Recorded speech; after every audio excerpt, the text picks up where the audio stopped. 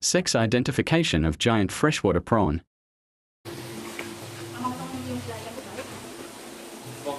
Ano siya sa ano muna. Kumakain naman po siyang babae yung class niya. So confirm natin. So babae pa rin. Maluwang yung pagitan. Maluwang dito. Tapos may meron siyang parang space. Okay. Pwede na rin eh. Ayun, gusto ko yun. Verific nga yung class niya. Ano na ba? Pasado lang si Anawan, Abo, si Mao. Sino yung may ID? Si Ma'am Joma. So ano yung unang tignan natin nakalaki yung state ng ano, nagpapagawin yung lalaki, yung ulo niya versus yung katawan. So kung mas malaki ang ulo, lalaki, pagka proportion, babae. So ano sa tingin mo to? Babae, lalaki? Malaki daw yung ulo.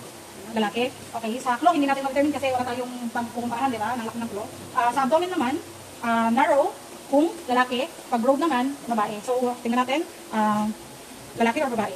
Lalaki, 2 points. Lastly, dito sa quick walking leg niya, kung narrow, lalaki, kung may space, babae. So, lalaki or babae? Lalaki. So, yung 3 points natin, lalaki. So, yun. Ibig sabihin, male. Okay. Yung next, ulit na pa, sino po ang ginaka-ID? So, ma'am, ID mo na. Ano, lalaki or babae? Lalaki.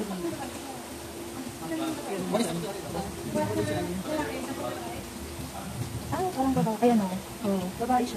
Diba? So, the final confirmation is yung sa walking leg niya at saka yung sa abdomen niya. So, akala mo kanina lalaki. Pero the final is, babae siya kasi may space doon sa. Si ano ba? Ito ba? ID pa sila.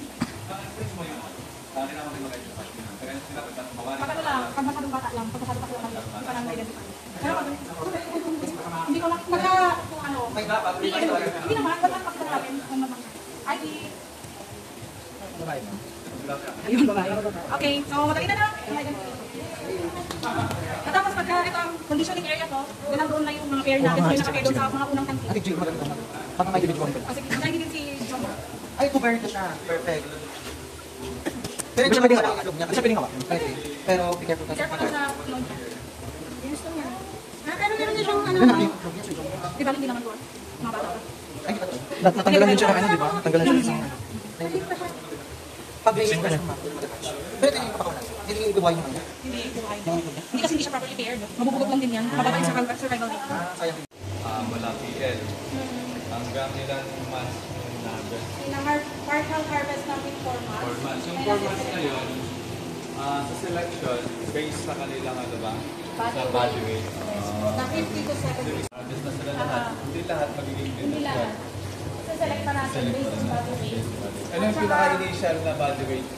50 50 grams ang pinaka-minimum loob ng 4 months.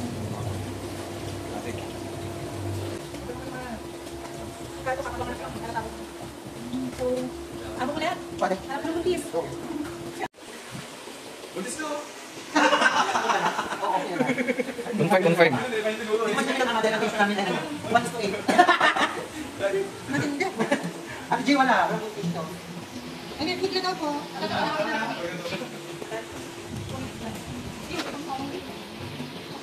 Kasi, ano lang yan sila?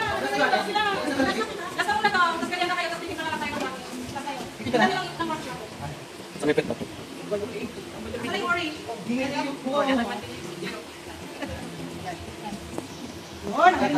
Perfect. Ayan, so pero, ngayon kasi wala tayong available na gray na X, pero parating sila mag-edit. May nakuha sila ng fund na gray ang X. Yun yung i-stack natin sa tanki natin. So, eto, yan. Orange na, pero ang ganda, oh. Punong-punong yung shot niya. Ganda, di ba? Siksik siya. Makita natin na hindi maganda yung quality ng cake kapag hinawakan natin ganyan, nagre-retouch.